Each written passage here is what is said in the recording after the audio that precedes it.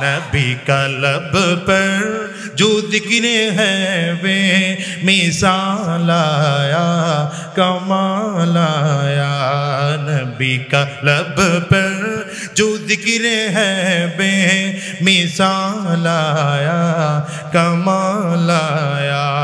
जो हिजरे तैबा में याद बन कर ख्याल आया कमाल आया। अल्लाह अकबर चिल्ला कौन जाए ना। तेरी दुआ की बदौलत अज़ाब रब से बचे हुए हैं। तेरी दुआ की बदौलत अज़ाब रब से बचे हुए हैं। जो हक में उम्मत का तेरे लब पर ख्याल आया कमाल आया। नबी का लब पर जो जिक्र है बे मिसाल आया कमाल आया। আমার আপনার নবীকে তো আল্লাহ তাআলা এমন এক আদর্শ দিয়ে তৈয়ার করে জমিনের মানুষের কাছে পাঠিয়েছেন, গোটা পৃথিবীর মানুষের জন্য আমার নবী উত্তম আদর্শওয়ালা ব্যক্তিত্ব। যদি বাবা হিসেবে তুলনা করো তো আমার নবী শ্রেষ্ঠ আদর্শবান বাবা, সন্তান হিসেবে তুলনা করো শ্রেষ্ঠ আদর্শবান সন্তান আমার নবী। আমিয়া জামাই হিসেবে তুলনা করো রাহমাতুল লিল আলামিন শ্রেষ্ঠ আদর্শবান জামাই। স্বামী হিসেবে তুলনা করো আমার আপনার নবী বিশ্ব নবী রাহমাতুল লিল আলামিন শ্রেষ্ঠ আদর্শবান স্বামী। নেতা হিসেবে তুলনা করো তো আমার নবী শ্রেষ্ঠ আদর্শবান নেতা।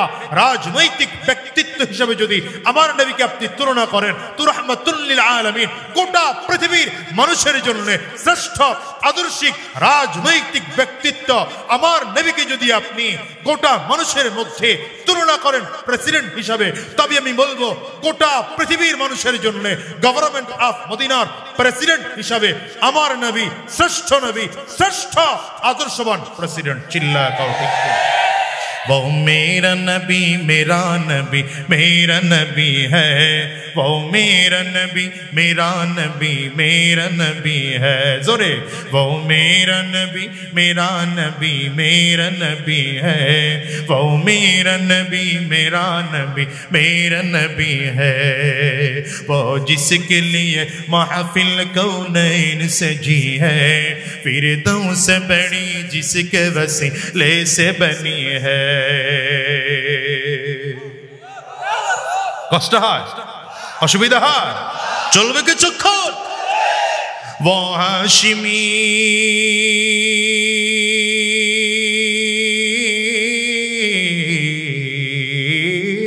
वो हाशिमी मक्की मदनी युल अरबी है।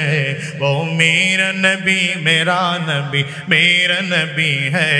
वो मेरा नबी मेरा नबी मेरा नबी है। अल्लाह का फरमान अलम नशरह लक सदरका मंसूब है जी से वरफा नालक दिक्रका। একটু চিল্লা বলেন না আল্লাহু আকবার। আমিয়া আরে আমার আল্লাহ তাআলা কোরআনে 25 জন নবীর নাম নিয়েছেন, সবাইকে আল্লাহ তাআলা নাম ধরে ধরে ডেকেছেন, কিন্তু না আমার নবীকে আল্লাহ নাম ধরে ডাকেন না। সুবহানাল্লাহ কয় না তো, কয় না তো আমার নবীকে আল্লাহ নাম ধরে ডাকেন নাই। আদম আলাইহিস সালাম কে কোরআনে আল্লাহ নাম ধরে ডেকেছেন, ইয়া আদম উসকুন আনতা ওয়া যাওজুকাল জান্নাহ। ঈসা আলাইহিস সালাম কে নাম ধরে ডেকেছেন, ইয়া ঈসা খুযিল কিতাবা বিকুওয়া। মুসা আলাইহিস সালাম কে নাম ধরে ডেকেছেন, দাউদ আলাইহিস সালাম কে নাম ধরে ডেকেছেন, ইব্রাহিম আলাইহিস সালাম কে নাম ধরে ডেকেছেন, ইসমাঈল আলাইহিস সালাম কে কোরআনে আল্লাহ নাম ধরে ডেকেছেন, কিন্তু আমার নবীকে আল্লাহ তাআলা কোরআনের কোথাও নাম ধরে ডাকেননি। ডেকেছেন তো আলাদা উপাধি দিয়ে, তাহা বলে ডেকেছেন, ইয়াসিন বলে ডেকেছেন, ইয়া আইয়ুহাল মুযাম্মিল বলে ডেকেছেন, ইয়া আইয়ুহাল মুদ্দাসসির বলে ডেকেছেন। আমার নবীর সাথে আল্লাহ তাআলা কথা বলেন তো আল্লাহ তাআলা বলছেন, আলাম ইয়াজিদকা ইয়াতীমান ফাআওয়া ওয়া ওয়াজাদাকা দাল্লান ফাহাদা ওয়া ওয়াজাদাকা আইলান ফাআগনা। আমার নবীর সাথে আল্লাহ কথা বলেন তো আরেক জায়গায় আমার আল্লাহ কয়, আলাম নাশরাহ লাকা সাদরাক ওয়া ওয়াদা'না আনকা বিজরাক আল্লাযী আনকাদা যাহরাক। আমার নবীজিকে আল্লাহ তাআলা সান্ত্বনা দেন তো আল্লাহ চমৎকার করে বলেন, ওয়া রাফা'না লাকা যিকরাক ওয়া রাফা'না লাকা যিকরাক। আল্লাহু আকবার, চিৎকার করে আওয়াজ দিয়ে বলো আল্লাহু আকবার। কষ্ট হয়? হ্যাঁ, কত চমৎকার আমার আল্লাহ নবীর সাথে ব্যবহার করে। আল্লাহ কাফার মান আলম নশরাহ লাকা সাদরাকা মনসুব है जिसे वरफा ना लका जिक्रका। जिस जात का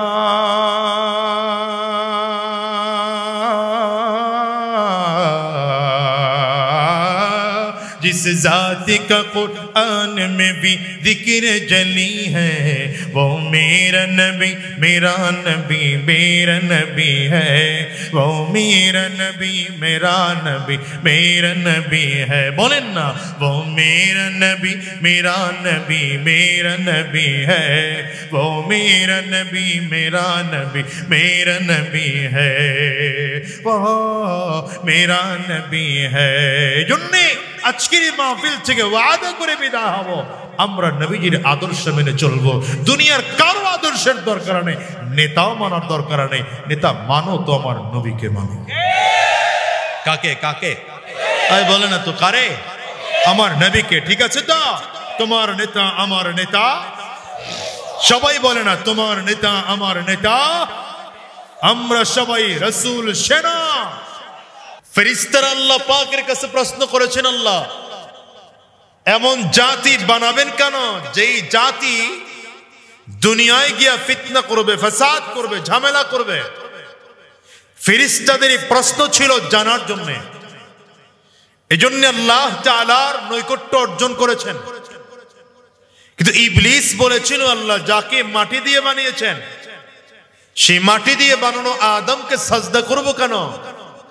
এই প্রশ্নটাই ছিল পেছ লাগানোর। কথা বলে না? প্রশ্নটার ভিতরেই লুকানো ছিল যে আমি সাজদা করব না। এজন্য আল্লাহ তাআলা বলেন, ওয়া কানা মিনাল কাফিরিন। ওটা আগের থেকেই কাফির হয়ে আছে, ধরা খাইছে এসে এখন। যেমন আমার দেশের কিছু মুসলমান আগের থেকেই মুনাফিক। কথা কয় না? ধরা খায় নির্বাচনে। ও বুঝে নাই কথা? ধরা খায় কখন? নির্বাচনে। আগের থেকে এরা মুনাফিক, আগের থেকে এরা দালাল, ধরা খায় এসে নির্বাচনে। ঠিক তেমন ইবলিসও আগের থেকেই কাফির। ও ধরা খাইছে গিয়া যখন আদমকে সাজদা করতে বলেছেন আল্লাহ, তখন। এজন্য আল্লাহ তাআলা কয়, ওয়া ইয কুলনা লিল মালাইকাতি ইসজুদু লিআদম وَإِذْ قُلْنَا لِلْمَلَائِكَةِ اسْجُدُوا لِآدَمَ فَسَجَدُوا إِلَّا إِبْلِيسَ أَبَى فَسَجَدُوا إِلَّا إِبْلِيسَ أَبَى وَاسْتَكْبَرَ وَكَانَ مِنَ الْكَافِرِينَ।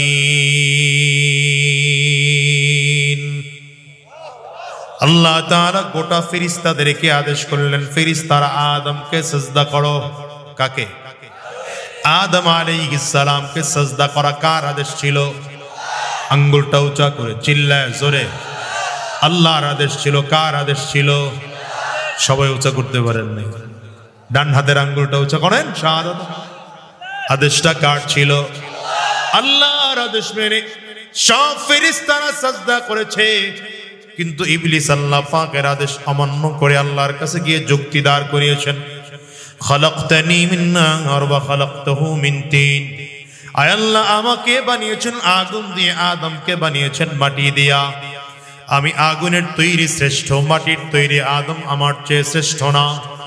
আমি আগুনের তৈরি হইয়া আদমকে সাজদা করতে রাজি না। এক হুকুম অমান্য করার কারণে এই ইবলিস চিরজীবনের জন্য জান্নাত থেকে বহিষ্কৃত হয়েছে। শুধু তাই নয়, ইবলিস আল্লাহ পাকের রহমত থেকে বহিষ্কৃত হয়েছে। ইবলিস জান্নাতে ফেরেশতাদের সাথে চলাচল করত, ঘোরাফেরা করত, উঠা বসা করত। এই বসবাস করাটাও চিরজীবনের জন্য বন্ধ হয়ে গিয়েছে। ইবলিস গোটা পৃথিবীর রাজত্ব ছিল, রাজত্বটা গোটা পৃথিবীর থেকে ধ্বংস হয়ে গিয়েছে। ৫ম নম্বর, ইবলিস চিরস্থায়ী জাহান্নামী হয়ে গিয়েছে। ইবলিস থেকে মানুষের শিক্ষা নেওয়া দরকার। আপনাকে আমাকেও ইবলিস থেকেও শিক্ষা নেওয়া দরকার। আল্লাহ তাআলা আপনাকে আমাকেও কিছু আদেশ করেছেন, কিছু নিষেধ করেছেন। যুক্তি আছে কি আছে না দেখার প্রয়োজন নাই, মানতে পারবো কি পারবো না দেখার প্রয়োজন নাই। আমার ব্রেইনে আল্লাহ পাকের আদেশগুলো ঢুকে কি ঢোকে না চিন্তা করার প্রয়োজন নাই। আল্লাহ আদেশ করেছেন ফজরের নামাজ 2 রাকাত ফরজ, আমাকে 2 রাকাতই পড়তে হবে। যোহরের নামাজ 4 রাকাত ফরজ, 4 রাকাতই পড়তে হবে। আসরের নামাজ 4 রাকাত ফরজ, 4 রাকাতই পড়তে হবে। মাগরিবের নামাজ 3 রাকাত ফরজ, 3 রাকাতই পড়তে হবে। ইশার নামাজ 4 রাকাত ফরজ, 4 রাকাতই পড়তে হবে। বিতির 3 রাকাত ওয়াজিব, 3 রাকাতই পড়তে হবে। ফজরে 2 রাকাত সুন্নাহ, আমাকে 2 রাকাত সুন্নতি পালন করতে হবে। যোহরে আগে পরে মিলিয়ে 6 রাকাত সুন্নাহ, আমাকে এটাই পালন করতে হবে। যুক্তি দাঁড় করানো যাবে না। ফজরের নামাজ কেন 2 রাকাত হলো, যোহর কেন 4 রাকাত হলো? আল্লাহ আদেশ করেছেন, আমি তার গোলাম, আমার উচিত হলো আল্লাহর আদেশগুলো মেনে নেওয়া। ইবলিস আল্লাহর হুকুমের বাইরে গিয়ে যুক্তি দাঁড় করিয়েছে। বলেন, আল্লাহর আদেশের বাইরে গিয়ে যুক্তি দাঁড় করাইলে এটা ইমানদারের লক্ষণ না ইবলিসের লক্ষণ? হ্যাঁ, ইবলিসের লক্ষণ। হ্যাঁ, হয়তো এখানে যুক্তি দেখাইতে পারেন, এখানে প্রশ্ন করতে পারেন জানার জন্য। আল্লাহ 2 রাকাত নামাজ ফরজ করেছেন ফজরে, পদ্ধতিটা কি হবে, কেমনে নামাজ পড়বো? এই প্রশ্নের কারণে ঈমান আরো বাড়ে, ঈমান কমে না। কিন্তু যদি প্রশ্ন করা হয় আল্লাহ কেন 2 রাকাত ফজরে ফরজ করলেন, আল্লাহ চাইলে তো 4 রাকাতও দিতে পারতেন।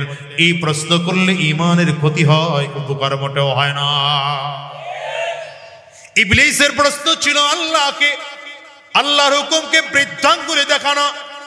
এজন্য ইবলিসকে আল্লাহ তাআলা চিরজীবনের জন্য বের করে দিলেন। আর ফেরেশতাদের প্রশ্ন ছিল আল্লাহর কাছে জানার জন্য। এজন্য আল্লাহ তাআলা ফেরেশতাদেরকে বললেন, ফেরেশতারা, আমি যেই বিষয়ে মহাজ্ঞানী তোমরা সেই বিষয়টা মোটেও জানো না।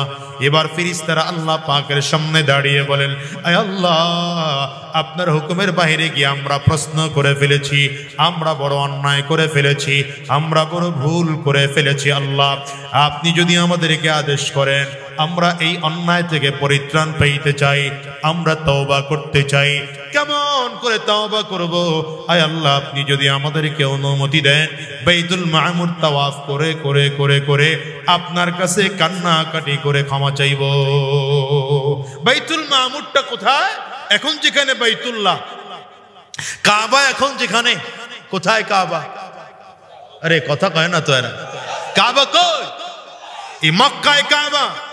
এটা 7 আসমান উপরে বরাবর আল্লাহ পাকের নূরের তৈরি আর একটা ঘর আছে। এই ঘরের নাম হলো বাইতুল মামুর। ফেরেশতারা আল্লাহর কাছে গিয়ে বললেন, আল্লাহ, আমরা এই বাইতুল মামুর তাওয়াফ করে করে করে করে আপনার কাছে ক্ষমা চাইব, কান্না করে করে আপনার কাছে ক্ষমা চাইব। যদিও ফেরেশতাদের গুনাহ নাই, কারণ ফেরেশতাদেরকে আমার আল্লাহ তাআলা গুনাহ করার শক্তি দিয়েই জমিনে তৈয়ার করেন নাই। এই জন্য ফেরেশতারা গুনাহ করতে পারে না, ফেরেশতাদের জীবনে কোনো গুনাহ নাই। কিন্তু তারপরেও ছোট্ট প্রশ্ন করার পরে আল্লাহর সামনে দাঁড়িয়ে বললেন, আল্লাহ, আমরা আপনার কাছে ক্ষমা চাইব, আমরা আপনার কাছে মাফ চাইব। ফেরেশতারা মাফ চাওয়ার পরে আমার আল্লাহ তাআলা ডাক দেয়, ফেরেশতারা জানো, আমি যে আদম বানাইতে চাই, যেই বনি আদম বানাইতে চাই, যেই মানুষ জাতি বানাইতে চাই, এই মানব জাতির মধ্যে গুনাহ করার শক্তি আমি আল্লাহ তাআলা দিয়া তাদেরকে বানাইব। ফেরেশতাদের মধ্যে গুনাহ করার শক্তি নাই, কিন্তু মানুষের মধ্যে গুনাহ করার শক্তি আছে। মানুষরা গুনাহের মজা বুঝবে, গুনাহের সাজাও বুঝবে, কেমন গুনাহ করলে কেমন মজা হয়, কোন গুনাহে কেমন মজা, সুদ খাইলে কেমন মজা লাগে, ঘুষ খাইলে কেমন স্বাদ লাগে, জিনায় কেমন স্বাদ, এটা মানুষ বুঝে কি বুঝে না, আওয়াজ করে চিল্লা। এখন সন্ধ্যার সময় দুইজনের ঘুমে ধরছে নাকি? নিচের দিকে কি ভাই, আমার দিকে তাকায়। আমার চেহারা খুব একটা ভালো না, তারপরেও তাকাইবে, এটা মজলিসের আদর। বুঝেন নাই কথা? এই ফেরেশতারা আল্লাহর কাছে বাইতুল মামুর তাওয়াফ করে করে করে করে আল্লাহর কাছে ক্ষমা চাওয়ার পর আল্লাহ তাআলা ডেকে বললেন, ফেরেশতারা, আমি যেই বনি আদম বানাবো সেই বনি আদম তো দুনিয়ায় গুনাহ করবে, অন্যায় করবে, কারণ তাদেরকে অন্যায় করার মতো ক্ষমতা দিয়েই জমিনে পাঠানো হবে। কিন্তু আমার বনি আদম যদি অন্যায় করে ক্ষমা করার মতো কায়দা তাদের নাই, ক্ষমা চাওয়ার মতো পরিস্থিতি তাদের নাই। তারা যদি অন্যায় করে তাদের জন্য বাইতুল মামুরের বরাবর 7 আসমানের নিচে জমিনের উপরে একটা ঘর তৈয়ার করে দাও। সেই ঘরটা ঘুরে ঘুরে ঘুরে ঘুরে যদি আমি আল্লাহর কাছে তওবা করে, আমি আল্লাহ তার জিন্দেগির গুনাহগুলো মাফ করে দেব। দেখছেন? আল্লাহর বান্দা যেন গুনাহ করলেও আল্লাহর কাছে মাফ চাইতে পারে। এই জন্য বান্দাকে সৃষ্টি করার আগেই আল্লাহ জমিনে কাবা নির্মাণ করছেন, এবং কাবা প্রথম নির্মাণ করেছেন ফেরেশতাদেরকে দিয়া। কাকে দিয়া? আই বলে না ভাই, কাকে দিয়া? ফেরেশতাদেরকে আল্লাহ প্রথম নির্মাণ করেছেন। কাবার দ্বিতীয় সংস্করণ হয় আদম আলাইহিস সালামকে দিয়া। আদম আলাইহিস সালাতু ওয়াস সালাম কাবার গাঁথনি করতে গিয়ে জান্নাত থেকে একটা পাথর নিয়ে আসছিলেন, সাদা পাথর। পাথরটা কি ছিল? সাদা। এই সাদা পাথরটাকে কাবার ওয়ালের মধ্যে লাগায় দিছিলেন। যেই পাথরের একটা চমৎকার গুণ হলো, পাথরটাকে যদি কেউ চুমা দিত তো পাথর মানুষের ভেতর থেকে গুনাহটা নিয়ে মানুষের দিলটা সাফ করে দিত। গুনাহ পাথর নেওয়ার কারণে পাথরটা কালো হয়ে যেত। এখন আমরা যেটা হাজরে আসওয়াদ বলি, কালো পাথর, এটা মূলত কালো পাথর ছিল না। এটাই আদম আলাইহিস সালাম জান্নাত থেকে নিয়ে আসছিলেন। এই পাথরটা সাদা ছিল, এই মানুষের গুনাহগুলো নিতে নিতে নিতে নিতে কালো হয়ে গেছে। প্রথম কথা বুঝাতে চেয়েছিলাম, আল্লাহ তাআলা এই মানুষকে এত মুহাব্বত করেন, এত ভালোবাসেন, যে এই মানুষকে সৃষ্টি করার আগে আল্লাহ তাআলা মানুষ যেন মাফ চাইতে পারে, মাফ চাওয়ার পদ্ধতি দুনিয়াতেই আল্লাহ তাআলা কাবা নির্মাণ করায় দিয়েছেন। বুঝেন, ভালো করে বুঝেন, এই পয়েন্টটা খুব ভালো করে বুঝেন। প্রথম বলছিলাম আদম আলাইহিস সালামকে আল্লাহ বানাইছেন কেন? জমিনে পাঠাবেন। কেন বানাইছেন? ইন্নী জাইলুন ফিল আরদি খলিফা, জমিনে আমি একদল প্রতিনিধি বানাতে চাই। বানাবেন জমিনে, কিন্তু আল্লাহ বানাইয়া রাখলেন জান্নাতে। আবার জমিনে পাঠানোর জন্য আল্লাহ তাআলা কাবা নির্মাণ করলেন, অথচ আল্লাহ তাআলা বানাইয়া রাখলেন জান্নাতে। কারণ কি? এর বড় কারণ হলো আল্লাহ তাআলা গোটা পৃথিবীর মানুষকে বুঝাইতে চায়, 1 নম্বর বুঝ, দুনিয়ার মানুষেরা দুনিয়া যাওয়ার পরে শয়তানের ধোঁকায় পড়ে আমি আল্লাহকে ভুলে যাইবা। জান্নাতের কথা আলাইহিস সালাম রে জান্নাতের মধ্যে রাইখা গোটা পৃথিবীর মানুষকে জানায় দিলাম, আসল ঠিকানা ভুলে যাও না, আসল ঠিকানা তোমার জান্নাত। বাবার বাড়ি খান বাড়ি, ছেলের বাড়ি কই? কয় না তো। বাবার বাড়ি খান বাড়ি, ছেলের বাড়ি কই? বাবার বাড়ি চৌকিদার বাড়ি, ছেলের বাড়ি আরো জোরে বলেন না। বাবার বাড়ি চৌধুরী বাড়ি, ছেলের বাড়ি কোথায়? এই জন্য আমাদের আদি পিতারে বানায়া আল্লাহ জান্নাতে রেখা গোটা পৃথিবীর মানুষকে বুঝাইছেন, জানাইছেন, সাবধান, ভুলে যাও না। কথা কয় না, ভুলে যাও না, তোমাদের আদি পিতারে জান্নাতে রাখছিলাম, তোমার ঠিকানাও কিন্তু জান্নাত। আমল কইরা জান্নাত কামাই করে আইসো। দুনিয়াতে পাঠাইছি তো অল্প দিনের জন্য, এখন জান্নাত কামাই করব কেমনে? তাও আল্লাহ তাআলা পদ্ধতি দিয়ে রাখছেন। তুমি ম্যাম মাইকান মাউথান বা হলো লং টাস মাহফিলে নিয়ে আইসো লিপ টাস, এমনি মুখ ঠেকায় ঠেকায় কথা কওয়া যায়? হ্যাঁ, আবার সাউন্ডও দিয়ে রাখছো কম।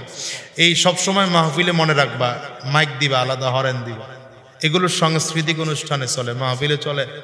আমাগর কাম হইলো দূরে রেখে ওয়াজ করি, কথা কইতে পারতেছি না, দাও সাউন্ড দাও মিয়া, আবার আবারও বারো বুজুর্গি যা আছে সব প্রমাণ করো তাড়াতাড়ি, নয়তো বদনাম কয়ে যাবো তোমার। আরো বারো ভাইরা আমার, বেজ আরো কমায় দিয়ে সাউন্ড আরো বারো। তো কি বলছি, আল্লাহ তাআলা মানুষ যেন জান্নাত ভুলে না যায়, এই জন্য আমাদের আদি পিতারে বানায়া, কথা কয় না এরা, কই রাখছে নাকি জান্নাতে, এক নম্বর কারণ। দ্বিতীয় নম্বর কারণ, আল্লাহ বানাইলেন দুনিয়ার জন্য, জান্নাতে রাখলেন কেন? দ্বিতীয় নম্বর কারণ হলো আল্লাহ তাআলা কয়, ইন্নাল্লাহা আশতারা মিনাল মুমিনিনা আনফুসাহুম, ইন্নাল্লাহা আশতারা মিনাল মুমিনিনা আনফুসাহুম ওয়া আমওয়ালাহুম বিআন্না লাহুমুল জান্নাহ। আল্লাহু আকবার। আমার আল্লাহ তাআলা বলেন, আমি দুনিয়ার ঈমানদারের কাছে জান্নাত বিক্রি করেছি, বিনিময়ে ঈমানদারের জান আর মাল কিনে নিয়েছি। আমাদের জান আর মালের বিনিময়ে আল্লাহ তাআলা জান্নাত আমাদের কাছে বিক্রি করেছেন, আর আমরা আল্লাহর কাছে আমাদের জান আর মাল জান্নাতের বিনিময়ে বিক্রি করেছি। তাহলে আমরা আল্লাহর কাছ থেকে জান্নাত কিনেছি, আর আল্লাহ আমাদের কাছ থেকে কি কিনেছে? কথা বলে না, জান আর মাল, ঠিক না? তো আল্লাহর সাথে আমাদের একটা বেচা কিনা হয়েছে, বলেন না বেচা কিনা। কি কিনেছি আমরা? জান্নাত কিনেছি। কি কিনেছি? জান্নাত কিনেছি। বিক্রি করেছেন কে? আঙ্গুলটা উঁচা করে বলেন, উঁচা করে বলেন। আচ্ছা, বেচা কিনা হলে দেখা দেখির একটা ব্যাপার স্যাপার থাকে কিনা? আপনি ধানমন্ডি এলাকায় একটা ফ্ল্যাট কিনবেন, কত 1200 স্কয়ার ফিটের এক ফ্ল্যাট, দাম কত? 60 লক্ষ টাকা ধরে নেন, কথার কথা। যদি এই দামে মনে হয় এখানে পাওয়া যাবে না। আমি তো ডাবড়া এলাকায় থাকি, যাত্রাবাড়ি, এই জন্য ওই কথা বলতেছি আর কি। আমি বরিশালে মানুষ তো, ঢাকার ব্যাপারে অত ধারণাও আমার নাই। তখন একেবারে কম মনে করেন না, 96-তে ঢাকায় উঠছি। তো কি বলছিলাম, এই ফ্ল্যাটটা আপনি কিনবেন কত লাখ দিয়ে? মনে করেন 60 লাখ দিয়ে। এই ফ্ল্যাটটা কেনার জন্য দেখতে যাবেন কিনা? আরে ভাই কথা বলে না। দেখতে গেলে কি দেখবেন? ডান সাইডের বারান্দাটা কেমন, বাম সাইডের বারান্দাটা কেমন, বেডরুম কয়টা, ডাইনিং আছে কিনা, ড্রয়িং রুম আছে কিনা, কিচেনটা কেমন, কিচেনের ডিজাইন কেমন, ঠিক না? এই আধা ঘন্টা 1 ঘন্টা এই ফ্ল্যাটটা দেখলেন। কেন দেখলেন? এর কারণ হলো আপনি ফ্ল্যাটটা কিনবেন। তো আল্লাহ কয়, জান্নাত তোমার কাছে বিক্রি করেছি, জান্নাত তোমরা কিনেছো, তোমাদের পক্ষ থেকে তোমাদের আদি পিতার জান্নাত দেখায় দিলাম, জান্নাত কেমন হবে। এবার আদি পিতার কাছ থেকে জাইনা নাও, এরপরে জান্নাত কেনার জন্য প্রস্তুতি নাও।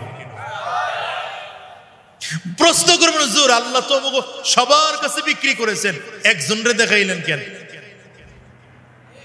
আল্লাহ আমাদের সবার কাছে বিক্রি করছেন না?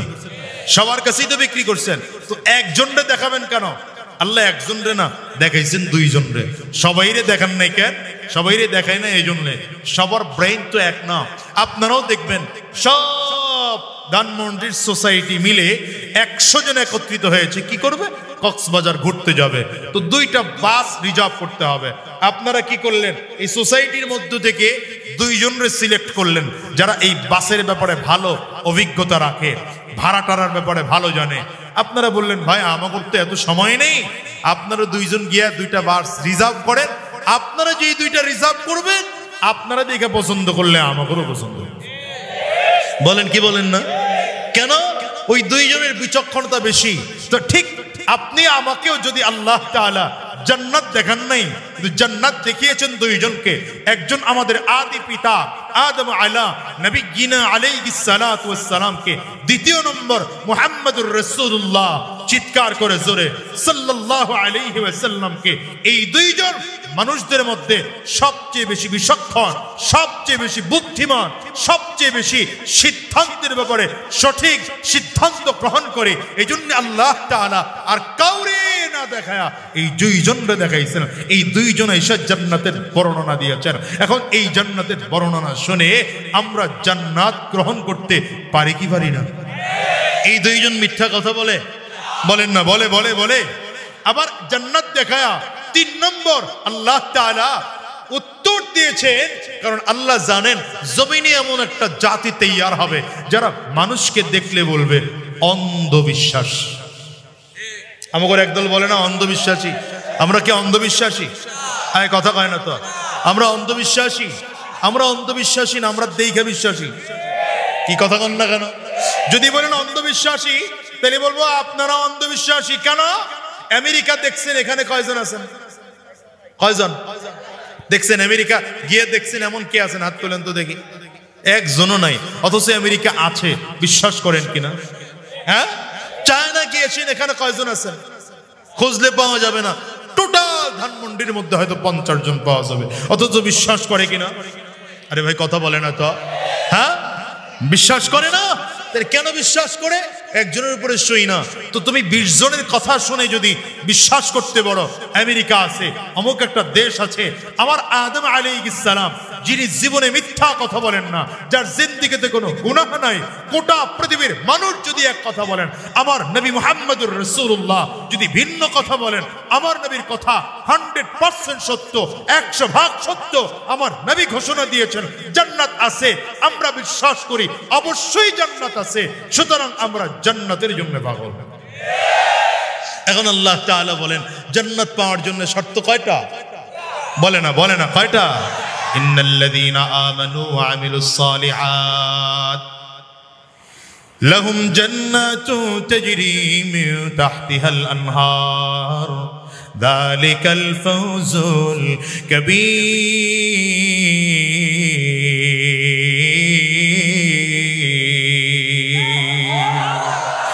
বান্দা জান্নাত যদি পাইতে চাও, জান্নাত পাওয়ার জন্য শর্ত হলো 2টা। কয়টা শর্ত? জোরে আওয়াজ করে, আওয়াজ করে আরো জোরে চিল্লায় বলেন শর্ত কয়টা? 1 নম্বর শর্ত হলো ঈমান। বলেন 1 নম্বর শর্ত কি? আরো জোরে বলেন 1 নম্বর শর্ত কি? 2 নম্বর শর্ত হলো নেক আমল। ঈমান আর নেক আমল যদি কোনো মানুষ নিজের মধ্যে ঢুকায় নিতে পারে, মজবুত করতে পারে, আমার আল্লাহ তাআলা বলেন এই মানুষটা মৃত্যুবরণ করতে দেরি হয়, আমি আল্লাহর জান্নাত পাইতে আর দেরি হয় না। এই দুনিয়ার মানুষগুলো জান্নাত পাওয়ার জন্য আমার আল্লাহ তাআলা কোরআন পাঠিয়েছেন।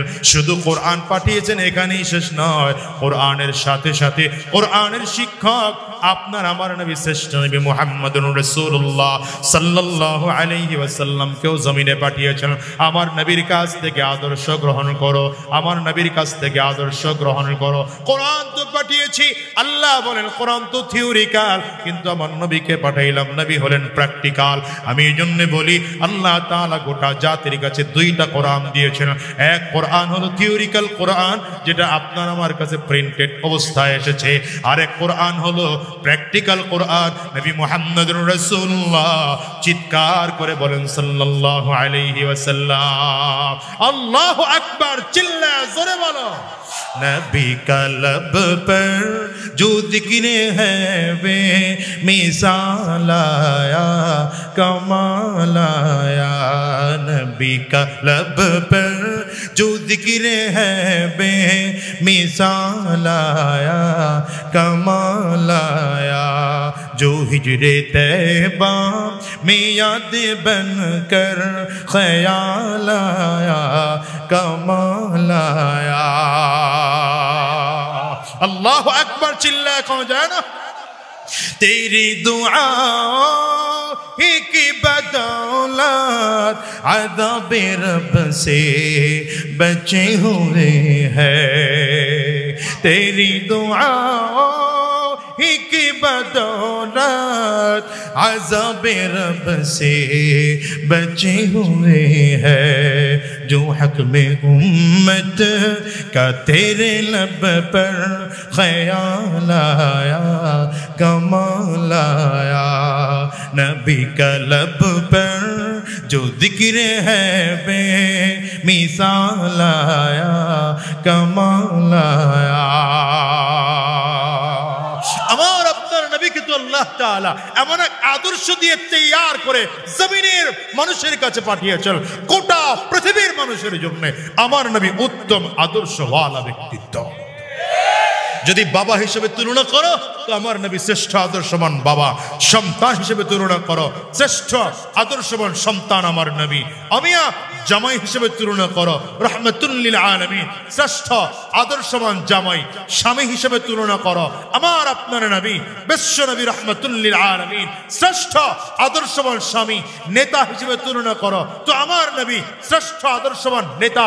রাজনৈতিক ব্যক্তিত্ব হিসেবে যদি আমার নবীকে আপনি তুলনা করেন তো রাহমাতুল লিল আলামিন, গোটা পৃথিবীর মানুষের জন্য শ্রেষ্ঠ আদর্শিক রাজনৈতিক ব্যক্তিত্ব আমার নবীকে যদি আপনি গোটা মানুষের মধ্যে তুলনা করেন প্রেসিডেন্ট হিসাবে, তবে আমি বলবো গোটা পৃথিবীর মানুষের জন্য গভর্নমেন্ট অফ মদিনার প্রেসিডেন্ট হিসাবে আমার নবী শ্রেষ্ঠ নবী, শ্রেষ্ঠ আদর্শবান প্রেসিডেন্ট। চিল্লা কাও ঠিক। वो मेरा नबी मेरा नबी मेरा नबी है, वो मेरा नबी मेरा नबी मेरा नबी है। जोरे वो मेरा नबी मेरा नबी मेरा नबी है, वो मेरा नबी मेरा नबी मेरा नबी है। वो जिसके लिए महफिल कौनैन सजी है, फिरदौस से बड़ी जिसके वसीले से बनी है। কষ্ট হয়, অসুবিধা হয়, চলবে কিছুক্ষণ। वो हाशिमी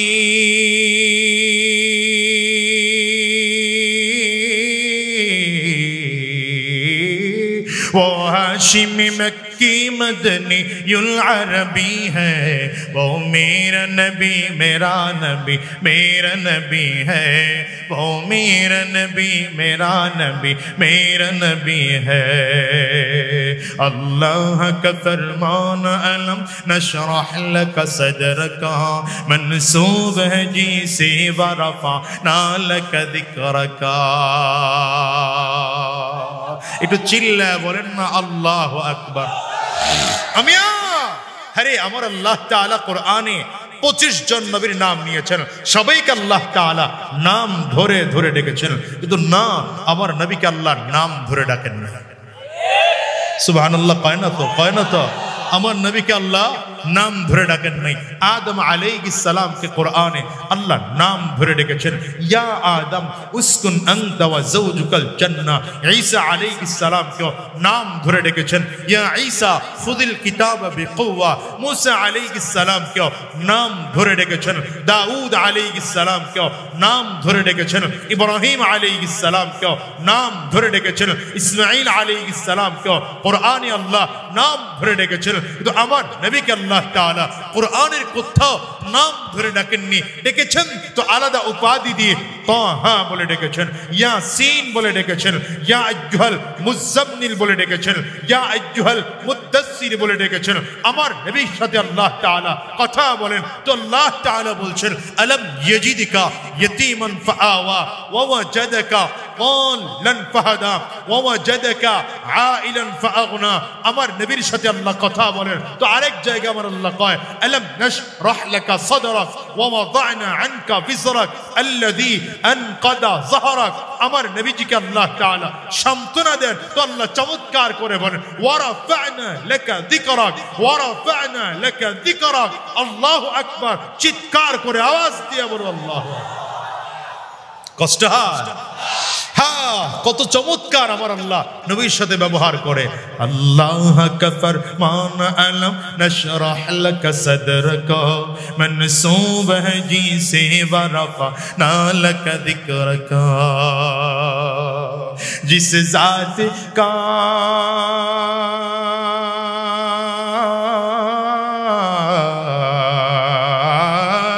जिस जात का कुरान में भी जिक्र जली है, वो मेरा नबी मेरा नबी मेरा नबी है, वो मेरा नबी मेरा नबी मेरा नबी है। बोलें ना, वो मेरा नबी मेरा नबी मेरा नबी है, वो मेरा नबी मेरा नबी मेरा नबी है, वो मेरा नबी है। जुन्ने আজকের এই মাহফিল থেকে ওয়াদা করে বিদায় হব, আমরা নবীজির আদর্শ মেনে চলবো। দুনিয়ার কারো আদর্শের দরকার নেই, নেতাও মানার দরকার নেই। নেতা মানো তো আমার নবীকে মানো। কাকে কাকে আই বলে না তো কারে আমার নবীকে ঠিক আছে তো তোমার নেতা আমার নেতা সবাই বলে না তোমার নেতা আমার নেতা আমরা সবাই রাসূল সেনা পারবেন নি বলতে কাশি দেন গলাটা ক্লিয়ার করে মাশাআল্লাহ দুই হাত টান টান করে উঁচা করেন আরে ভাই ভিতরে কুফর ঢুকছে শিরিক ঢুকছে বিদআত ঢুকছে এটারে ঈমানের প্রেসার দিয়ে বের করতে হবে উঁচা করেন দুই হাত মাশাআল্লাহ হাতগুলো মুঠ করেন ঝাঁকি দেন জোরে একটা ঝাঁকি দেন মাশাআল্লাহ দেন একটু ঝাঁকি দেন শরীরের মধ্যে একটা স্পিড আসুক দেন ঝাঁকি এবার কণ্ঠের যতটুকু আওয়াজ আছে পুরোটা আওয়াজ ছেড়ে দিয়ে একটা তাকবীর দিতে হবে রেডি হ্যাঁ মুসলমান রেডি নারে তাকবীর হয় না আওয়াজ পোষাইল না আরো জোরে লাগছে নারে তাকবীর তো মোটামুটি হইতেছে আরো জোরে নারে তাকবীর তোমার নেতা আমার নেতা বিশ্ব নবী মুস্তাফা আমরা সবাই রাসূল সেনা ভয় করি না বুলেট বোমা নারে তাকবীর কোরআন সুন্নাহর আলো কোরআন সুন্নাহ যেখানে আলেম ওলামা যেখানে সুদ ঘোষ যেখানে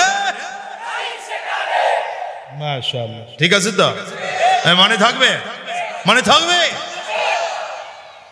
এবার আল্লাহ তাআলা আদম আলাইহিস সালাম রে বানা রাখছেন কোথায় গেছে বইলা গেছে ওয়াজ বইলা গেছে কোথায় কোথায় কোথায় আদম আলাইহিস সালাম একা একা থাকেন তো আল্লাহর কাছে বলেন আল্লাহ একাকিত্ব অনুভব হয় বিশাল জান্নাতের মধ্যে একা একা থাকতে কেমন কেমন যেন লাগে যদি একজন সাথী পাওয়া যেত তাহলে বসবাসটা ভালো করা যেত আচ্ছা একজন সাথী দরকার না সাথী নি দরকার ভালো জানেন কে হয় না ভালো জানেন কে আঙ্গুলটা উঁচা করে বলেন না ভালো জানেন কে আদম আলাইহিস সালাম দরখাস্ত করে ঘুমায় রইছেন ঘুম থেকে উঠে তাকায় দেখেন হায় হায় মাথার কাছে একজন মানুষ বসা লম্বা লম্বা চুলওয়ালি দেখতে বড় সুন্দরী চমৎকার কণ্ঠে কথা বলে জিজ্ঞাসা করলেন মান আনতি আপনি কে হাওয়া আলাইহা সালাতু ওয়াস সালাম উত্তর দিলেন আমার নাম হাওয়া কেন আপনি এখানে এসেছেন বলে আল্লাহ তাআলা বানিয়েছেন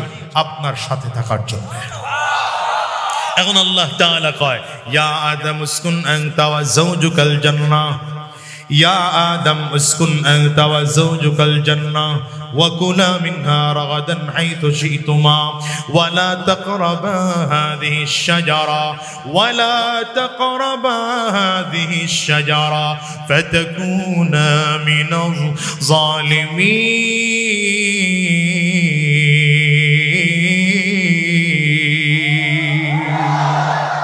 আল্লাহ তাআলা ডাক দিলেন হে আদম তুমি তোমার স্ত্রীকে নিয়ে জান্নাতের মধ্যে বসবাস করো জান্নাতের যত জায়গায় ঘুরতে মনে চায় ঘুরো ঘুরো যা পাখাইতে মনে চায় তা খাও কোনো অসুবিধা নাই নির্দিষ্ট গাছ দেখায় বললেন সাবধান এই নির্দিষ্ট গাছের দ্বারে কাছেও যাইও না আমার আল্লাহ তাআলা এই কথাটা কোরআনুল কারীমের মধ্যে বলেন ইয়া আইয়ুহান নাসুত্তাকু রাব্বাকুমুল্লাযী খালাকাকুম মিন নাফসিন ওয়াহিদা হে গোটা মানব জাতি ভালো করে শুনে রাখো আমি তোমাদেরকে এক সত্তা থেকে তৈয়ার করেছি এক সত্তা থেকে সৃষ্টি করেছেন মানে আল্লাহ তাআলা প্রথম আদম আলাইহিস সালামকে সৃষ্টি করেছেন আদম আলাইহিস সালাতু ওয়াস সালামের বাম পাজরের হাড় দিয়া আমাদের আদি মাতা হাওয়া আলাইহিস সালাতু ওয়াস সালাম কে সৃষ্টি করেছেন এইভাবে করে করে করে করে আল্লাহ তাআলা একজন পুরুষ একজন নারী একজন পুরুষ একজন নারী করে আমার আল্লাহ জোড়ায় জোড়ায় জোড়ায় সৃষ্টি করেছেন কোন ভুলের কারণে আদম আলাইহিস সালাতু ওয়াস সালাম জান্নাতের ফল নিষিদ্ধ গাছের ফল খেয়ে ফেলেছিলেন খাওয়ার সাথে সাথে জান্নাতের পোশাকটা খুলে যায় জান্নাতি পোশাক খুলে গেলে জান্নাতি গাছের লতা পাতা দিয়া কোনোভাবে লজ্জাস্থান ঢাকলেন আল্লাহ তাআলা দুনিয়ার মধ্যে পাঠাইলেন আদম আলাইহিস সালাতু ওয়াস সালাম দুনিয়ার মধ্যে আসার পরে আল্লাহ তাআলা আদম আলাইহিস সালামের সন্তান দিতেন বাউ গুসায় বমিয়া কেমনে বইতো এটাও বুঝো না মাহফিলে বাবার আদব বুঝো না মিয়া, রাগ করছে, এটা বসার আদব না। আমার দিকে পাও দিলে কিছু যায় আসে না, কারণ আমি তোর অত দামি না। কিন্তু এখানে যারা বসবেন আমার আগে পরে, আসরের পরে আলোচনা করেছেন না মুফতি আরিফ বিন হাবিব, আমি তার জিন্দা লাইব্রেরি বলি। আসতে কইলেন কে? এটা আমাদের আহলুস সুন্নাত ওয়াল জামাতের গর্ব। একসময় আমগর দেশের একদল নামদারিরা কইতো কওমি হুজুরেরা কয়টা হাদিস জানে, তো আলহামদুলিল্লাহ আরিফ বিন হাবিব দেখায় দিছে কয়টা হাদিস জানে, ঠিক না? এখানে যারা বসে এরা খুব দামি, এদের দিকে পাও দিয়ে বসতে নেই। হ্যাঁ, বসলে কবিরা গুনাহ হবে আবার এমন না, তো দিও না, আদবের কথা বলছি। আদব অনেক বড় জিনিস। তো কি বললাম, কয়টা করে বানাইছেন? জোড়া জোড়া করে। একজন পুরুষ, এটা ভালো করে বলেন, এটা বুঝলে সামনে আর একটা কথা বলবো, এটা বুঝবেন। আহারে মোবাইলের জ্বালায় এই জাতিরা আর পারলাম না। এই গজবের মোবাইল এক সময় শেষ হয়ে যাইতো পুরাটা। এই সামনে বয়ে যে কতজন আল্লাহর বান্দা এতক্ষণ কথা কইল, আমি যে হের উপরে রাগ হয়েছি ব্যাপারটা এমন না, কতজন যে কথা কইছে দেখছি তো এই পাশ থেকে সামনে বয়ে বয়ে কথা। একসাথে দুই নৌকায় পাড়া দিলে যাওয়া যায় ওপারে না মাঝখানে নদীতে পড়তে হয়? এখানে বসছেন আল্লাহরে সময় দেওয়ার জন্য, মোবাইল নিয়ে এত ব্যস্ত হওয়ার কি আছে মিয়া?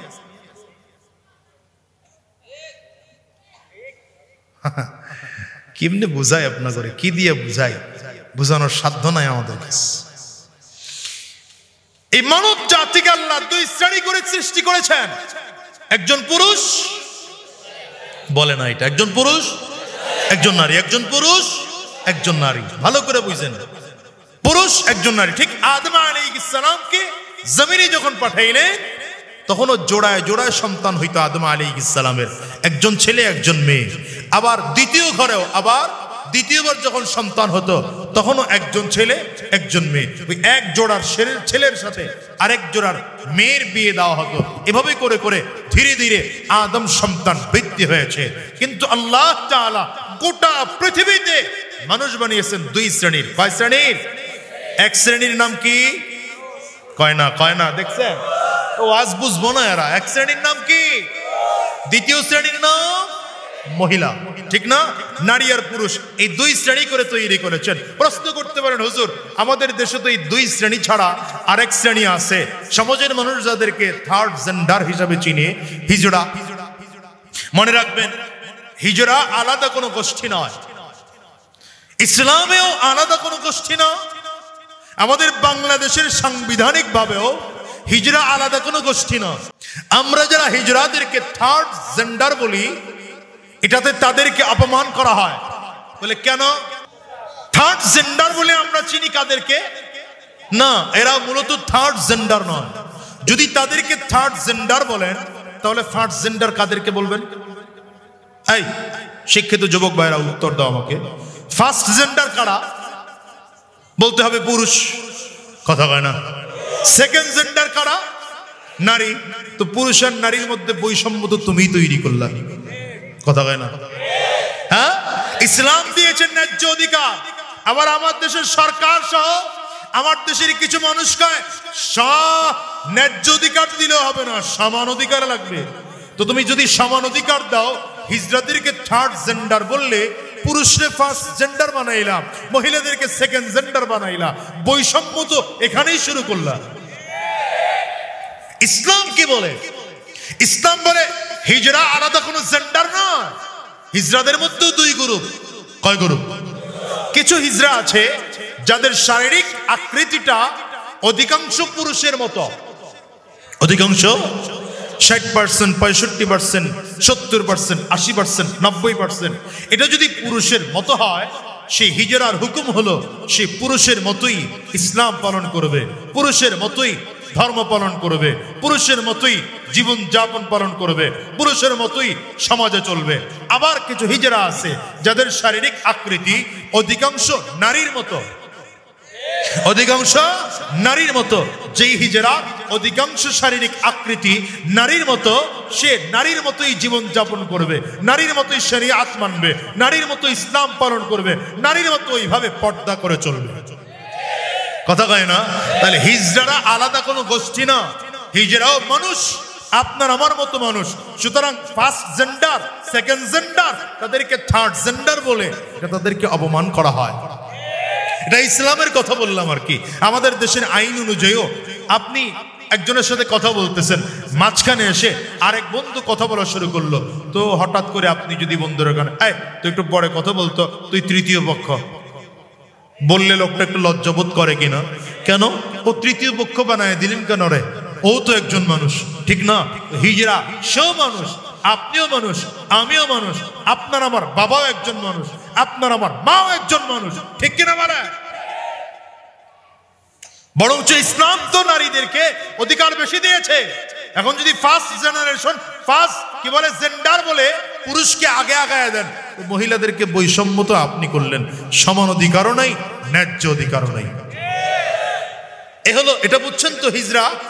তাহলে হিজড়া কি থার্ড জেন্ডার না, বরঞ্চ যদিও আপনারা পরিচিতির জন্য বলেন থার্ড জেন্ডার বা তৃতীয় লিঙ্গ, কিন্তু তাদের সবচেয়ে উত্তম হলো তারাও মানুষ। কথা বলে না? এখন নতুন করে শুনি ফার্স্ট জেন্ডারও বাদ, সেকেন্ড জেন্ডারও বাদ, থার্ড জেন্ডারও বাদ, এখন কয় ট্রান্সজেন্ডার। ও আপনাকে ধানমন্ডি খবর আসে নাই না? কি আসতে কয় তো? এই ট্রান্সজেন্ডারের থিওরিটা কি? ট্রান্সজেন্ডারের থিওরি হলো একজন পুরুষ, সে পুরুষ হয়েই জন্মগ্রহণ করেছে। জন্মের সময় কি ছিল? পুরুষ। 18 বছর পর্যন্ত পুরুষই, 20 বছর পুরুষ, 25 বছর পর্যন্ত পুরুষ ছিল। তার শারীরিক আকৃতি পুরুষের মতো, কথাবার্তা পুরুষের মতো, চালচলন পুরুষের মতো। মা আর বাবা পুরুষ মনে করে নামটাও রাখছে ছেলেদের মতোই। এখন তার বয়স যখন 18, 20, 25 হয়ে গেছে, এখন তার মনে হয়েছে, আরে আমার পুরো বডিটা পুরুষ হইল, মনটা তো মহিলার মতো। কয় নাই কেডা কেডা? দেখেন নাউজুবিল্লাহ বলে নাই কে? দেখেন, হ্যাঁ নাউজুবিল্লাহ কয় নাই, দেখে খেয়াল করেন। যেটা খেয়াল করে নাউজুবিল্লাহ বলবে না, মনে করবেন এর মধ্যে দোষ আছে। কথা কয় না? এর এখন বক্তব্য কি? এর বক্তব্য হলো আমার নারীমন পুরুষের দেহে আটকে আছে। নারীমন পুরুষের দেহে আটকে আছে।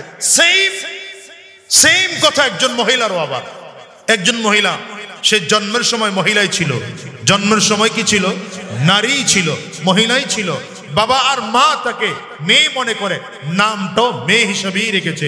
বয়স যখন 18 হলো, 20 হলো, 25 হলো, তখন তার মনে পড়ছে, আরে আমি তো আসলে নারী না, আমার নারী দেহে পুরুষ মন আটকে আছে। আচ্ছা, এই পর্যন্ত হইলেও কিছুটা মানা যাইত।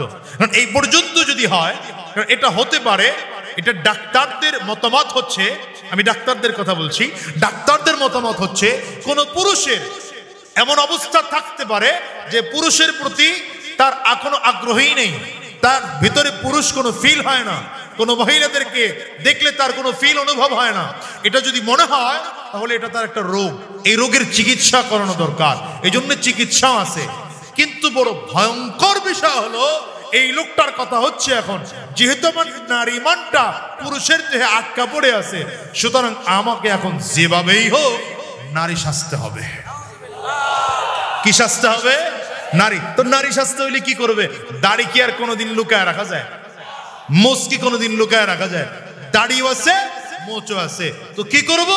ঠোঁটের মধ্যে লিপস্টিক লাগাবো, শরীর চেহারাটার মধ্যে একটু মেকআপ সেকআপ করব, নারীদের মতো করে একটু ভেংসি ভেংসি দিয়ে হাঁটবো, বাস আমি নারী হয়ে গেলাম। এই বিশ্বের এমন কিছু দেশে তৈরি হয়েছে যারা বলে এতটুকু পর্যন্ত না, তোমাদের জন্য চিকিৎসা আমরা আরো এত আপডেট করেছি, চাইলে অপারেশন করে টোটাল কিছু পরিবর্তন কইরা একজন নারী হয়ে যেতে পারো। নাউজুবিল্লাহ এখনো বলতে পারলেন না আপনারা? চাইলে টোটালটা পরিবর্তন করে কি হয়ে যাইতে পারো? নারী হয়ে যাইতে পারো। এবার আমি আপনাদের কাছে প্রশ্ন করি, কিছুক্ষণের জন্য রাখেন, যে এখানে আমরা কেউ মুসলমান না, ধরে নিলাম, বাদ দেন। আপনারা তো বলবেন হুজুর এই কথা আপনারা বলেন ইসলাম নিষেধ করছে, বাদ দেন, ইসলাম নাই, আমরা কেউ মুসলিম না, আমরা সব হিন্দু, বৌদ্ধ, খ্রিস্টান, আমেরিকায় বসবাস করি আমরা, অথবা খ্রিস্টান কোনো দেশে বসবাস করি। আচ্ছা, আপনার মন আর মানসিকতা কি বলে? আপনার ছেলেটা 18 বছর পরে, 20 বছর পরে, 25 বছর পরে হঠাৎ করে বলবে আব্বা আমি তো ছেলে না, আমি তো মেয়ে। অথবা আপনার মেয়েটা 18-20 বছর পরে এসে বলবে আমি তো আসলে মেয়ে না, আমি তো ছেলে। মেনে নিবেন এমন কে কে আছেন? হাত তোলেন। হ্যাঁ, আপনি মুসলমান না, বাদ দেন, ইসলাম কিছুই বলে নাই, ধরে নিলাম, কিন্তু আপনি মানবেন এটা? কিন্তু এক দেশে, আমার দেশের এমন কিছু গাধা আছে যারা বলে 60 বছর পর্যন্ত এবারটা পুরুষ ছিল, 60 বছর পরে মনে পড়ছে আরে আমি তো মহিলা। কত বছর পর মনে পড়ছে? এই কথা কয় না, কত বছর পর? মনে মনে ধরে নিলেই যদি মহিলা হওয়া যায়, মনে মনে ধরে নিলেই যদি পুরুষ হওয়া যায়, তাহলে আমি তো বলবো নাকি? হ্যাঁ, কি কথা কয় না? মনে মনে ধরে নিলে আমি তো বলে ফেলাম যে আমি তো ধানমন্ডির কমিশনার, মনে মনে ধরলাম তো হয়ে গেছি গা। পিঠে নিয়ে একটাও নিচে পড়বো, কথা হয় না, সব পিঠে। যদি আমি হঠাৎ করে আমি তো মনে মনে ধরে নিছি আমি প্রেসিডেন্ট বাংলাদেশের, কথা হয় না, I am president of Bangladesh, মায়ের একটাও নিচে, কথা হয় না। হয়তো আমারে বলবে পাগলা গারদে পাঠানো দরকার, নয়তো জুতার বাড়ি দিয়ে ঠিক করা দরকার। আমার দেশেও যারা ট্রান্সজেন্ডার নামে সমাজে পুরুষকে নারী বানাতে চায়, নারীকে পুরুষ বানাতে চায়, ওদেরকে হয়তো পাবনার পাগলা গারদে পাঠানো দরকার, নয়তো জুতার বাড়ি দিয়ে শায়েস্তা করা দরকার। ঠিক না? কথা বুঝেননি আপনারা? এখন যদি আপনি বলেন যে এইটা যদি আমাদের দেশের ক্লাস 7-এর বইতে পড়ানো হয়, কথা কন না। এখন আপনি বলবেন হুজুর আপনারা বুঝেন নাই, হুজুর মানুষ তো আপনারা বুঝেন নাই, আমরা অনেক বুঝি। আচ্ছা ভালো কথা, বুঝেন টুঝেন, বৈশাখ কি করছে? এমন একটা গল্প নিয়ে আসছে, যে গল্পের সাজানোর ধরনটাই হলো ট্রান্সজেন্ডারকে প্রমোট করা। যদি এটা হিজরার গল্প হয় তাহলে এভাবে সাজাইলেন কেন? যে আমার আগে যা ছিলাম এখনো তাই আছি, শুধু আমার মনটা নারীর মতো, এই জন্য শরীফ থেকে শরীফা হয়েছি, কথা কয় না? যদি আপনি এটা বলেন, হিজরাতের গল্প যদি হয়, আপনি এভাবে কেন বললেন? তার মানে উপস্থাপনায় যেহেতু ভেজাল, কথার মধ্যে যেহেতু ভেজাল। আমার এখানে কথা হলো দুইটা। এক নম্বর, হয়তো আপনার এটা পুরোপুরি দেখেন নাই, কারেকশনই করেন নাই, গুগল রে সার মাইনা, স্যার গুগল থেকে নামায়া এখানে মাইরা দিছেন, কথা কয় না কেন?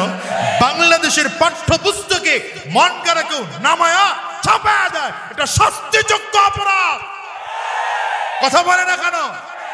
আর যদি বলেন না এটা আমরা ইচ্ছা করেই করছি, তো ইচ্ছা করে যদি করা হয় তাহলে এটা পাগলের প্রভাব, হয়তো পাবনায় পাঠানো লাগবে, নয়তো জুতার বাড়ি দিয়ে ঠিক করানো লাগবে।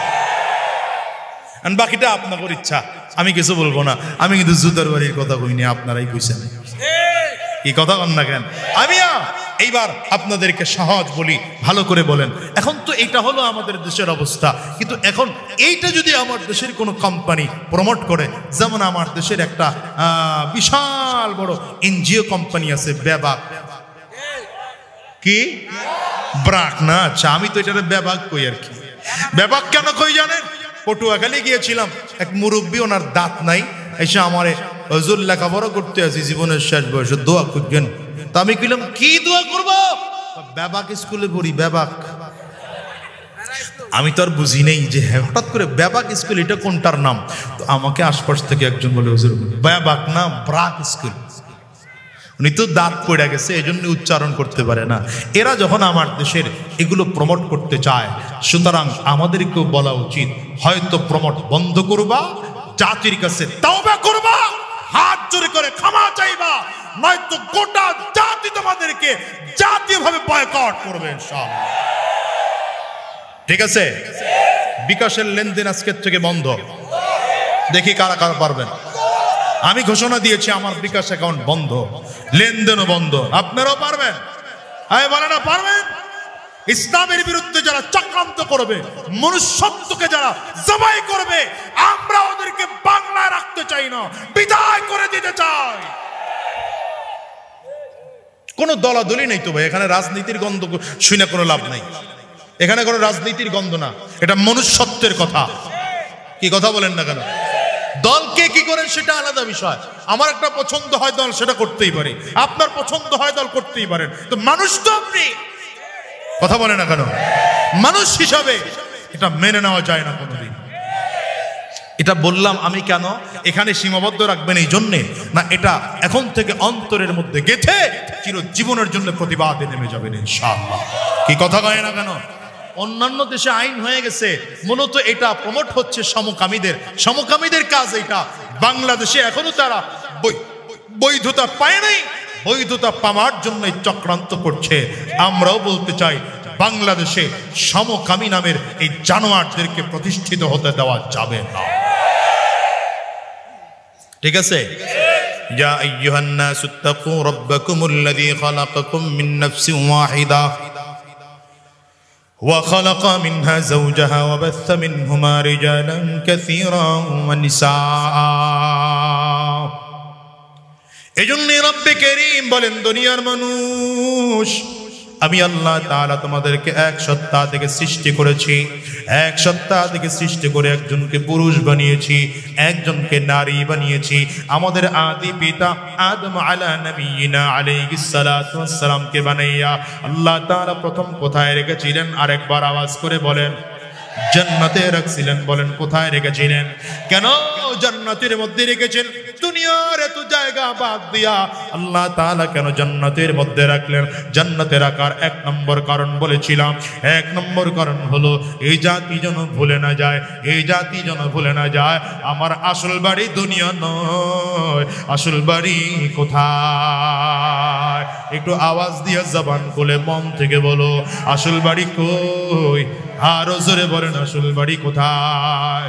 দ্বিতীয় নম্বর কারণ, আদম আলাইহিস সালাতু ওয়াস সালামকে জান্নাতের মধ্যে আল্লাহ তাআলা এই জন্য রেখেছে, কিয়ামত দিন পর্যন্ত মানুষ যেন বুঝে আমার জন্য একটা জান্নাত আল্লাহ পাকের বরাদ্দ করা আছে। আমাদের আদি পিতা আদম আলা নবিয়িনা আলাইহিস সালাতু ওয়াস সালাম, আমাদের জাতীয় নেতা মুহাম্মদুর রাসূলুল্লাহ সাল্লাল্লাহু আলাইহি ওয়াসাল্লাম দুইজন মিলে জান্নাত দেখে আসছেন। আমরা জান্নাতকে অস্বীকার করতে পারি না। সুতরাং দুইটা জীবনে ঠিক করিয়া, এক নম্বর ঈমান, দ্বিতীয় নম্বর নেক আমল, এই দুইটারে মজবুত করিয়া আমরাও জান্নাত চাই কি চাই না? চিল্লায় বলো। তবে হ্যাঁ, আবার আল্লাহ তাআলা বলেন, ইন্নাল্লাযীনা ক্বালু রাব্বুনাল্লাহু সুম্মা ইসতাকামু তাতানাজ্জালু আলাইহিমুল মালায়েকা আল্লা তাখাফু ওয়া লা তাহজানু ওয়া আবশিরু বিল জান্নাতিল্লাতী কুনতুম তুআদুন।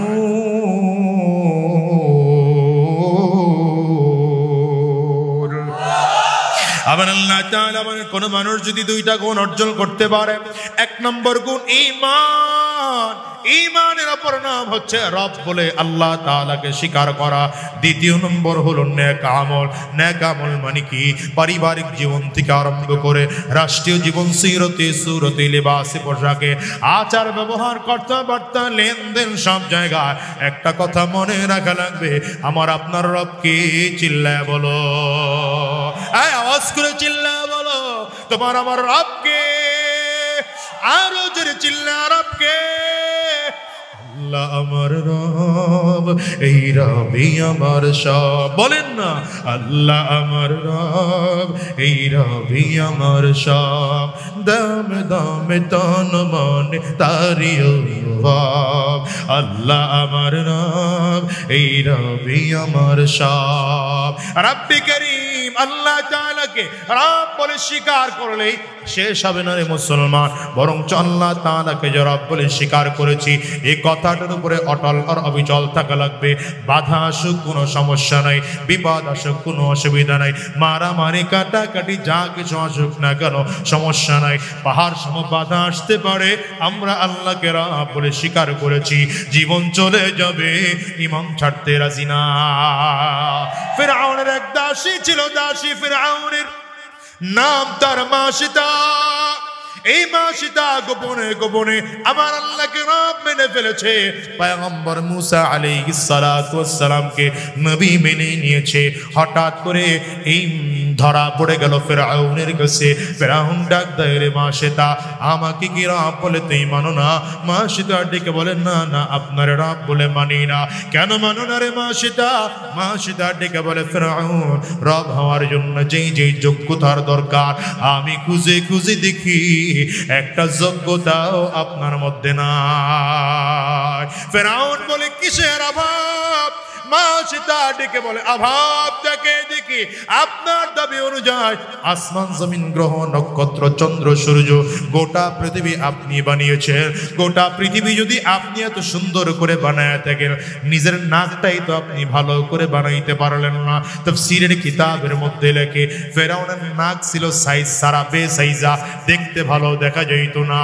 এবার মা সীতা ডেকে বলে, নিজের নাকটা আছে নিজে ভালো করে বানাইতে পারে না, খোদার কসম ওই মানুষটাও দুনিয়া কোনোদিন বানাইতে পারে না। ফেরাউনের মেজাজ বড় গরম। ফেরাউন ডাক দিয়া বলে, মা সীতা, আমাকে যদি রব বলে না মানো, তোমার জন্য শাস্তি নির্ধারিত। কি শাস্তি জানো? ডেকির মধ্যে তেল গরম করা হয়, এই তেলগুলোর মধ্যে তোমার দুইটা বাচ্চা আছে, বাচ্চা দুইটাকে জবাই দিয়ে তেলের মধ্যে ছেড়ে দেওয়া হবে। মা সীতা ডেকে বলে, অসুবিধা নাই, আমার বাচ্চা দুইটারে যদি তেলের মধ্যে ছেড়ে দাও, ছেড়ে দিতে পারো, রবের উপর থেকে ঈমান ছাড়তে রাজি না। আল্লাহু আকবার, চিল্লায় জোরে বলো। ফেরাউন জল্লাদদেরকে আদেশ করে, তাড়াতাড়ি করো, বিশাল করে ডেকের মধ্যে তেল গরম করো। বিশাল ডেকের মধ্যে তেলগুলো দিয়েছে, আগুন জ্বালিয়ে দেওয়া হয়েছে। তেলগুলো যখন টকমক করে করে ফুটতেছে, মা সীতার কোলের মধ্যে থেকে দুইটা বাচ্চা, বড় বাচ্চাটাকে টেনে নিয়া জবাই করে ফুটন্ত তেলের মধ্যে ফেলে দিল। ফেলে দিতে দেরি হয়, মা সীতা তাকিয়ে তাকিয়ে দেখে বাচ্চাটা হঠাৎ করে তেলগুলোর মধ্যে ভাজা ভাজা হয়ে আছে। গোশত আর চামড়াগুলোর রক্তগুলো যেন তেলের মধ্যে মিশে যায়, হাড্ডিগুলো খের গোটার মতো তেলের মধ্যে ভাসতে আরম্ভ করেছে। মা সীতার চোখ দিয়ে কান্না বের হয়, চোখে পানি। এইবার দ্বিতীয় বাচ্চাটাকেও কোলের মধ্য থেকে টাইনা বের কইরা জবাই করে হাত পা বেঁধে ফুটন্ত তেলের মধ্যে ছেড়ে দেওয়া হয়। মা সীতা তাকিয়ে তাকিয়ে দেখি দুইটা বাচ্চাকে তেলের মধ্যে ফেলে দেওয়া হলো।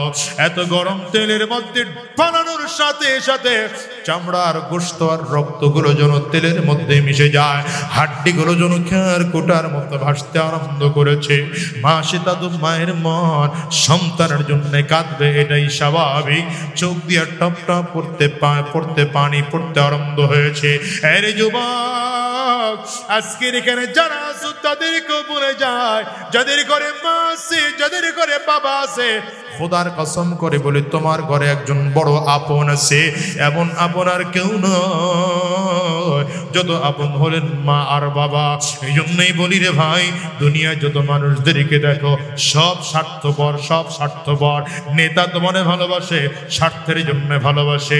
অমুক ভাই ভালোবাসে, খোদার কসম স্বার্থের জন্য ভালোবাসে, কিন্তু একমাত্র স্বার্থ ছাড়া ভালোবাসে। এক নম্বর যদি কেউ হয়, তিনি আঙ্গুলটা উঁচা করে বলেন আল্লাহ। এক নম্বর স্বার্থ ছাড়া ভালোবাসেন কে? বান্দাকে স্বার্থ ছাড়া এক নম্বর ভালোবাসেন আমার আল্লাহ, দ্বিতীয় নম্বর ভালোবাসেন আমার নবী। উম্মতকে যদি কেউ স্বার্থ ছাড়া ভালোবাসে, তিনি হলেন আমার নবী। বুকে হাত লাগায় বলেন দ্বিতীয় নম্বরে কে? তিন নম্বরে হলেন মা, সন্তানকে নিঃস্বার্থ ভালোবাসেন মা। চার নম্বরে বাবা। এই চারজন ছাড়া খোদার কসম দুনিয়া আপন তোমার কেউ নাই। এই চারজন একমাত্র আপন। একজন হলেন আল্লাহ, একজন হলেন নবী, একজন হলেন মা, একজন হলেন বাবা। এছাড়া যত মানুষ দেখো, কেউ তোমার দুনিয়া আপন না। তোমার দুনিয়ায় পা। সন্তানের জন্য জন্য বাবা আর মায়ের চোখের পানিটা এত বেশি পড়ে। এই জন্য রাসূল আরবি বলেন হুমা জান্নাতুকা ওয়া হুমা নারুক, আব্বা আম্মাই তোমার জান্নাত, আব্বা আম্মাই তোমার জাহান্নাম। বাবা আর মা জান্নাত কেমন করে হয়? রাসূল আরবি বলেন রিদার রাব্বি রিজাল ওয়ালিদাইন, যদি আব্বা আম্মা খুশি হয় তাইলে আমার আল্লাহ তাআলাও খুশি, আব্বা আম্মা বেজার তাইলে আমার আল্লাহ তাআলাও বেজার। ওরে দুনিয়ার মুসলমানেরা ভালো করে শোনো, যাদের ঘরে মা আছে, যাদের ঘরে বাবা আছে, তার ঘরে একটা জান্নাত আছে।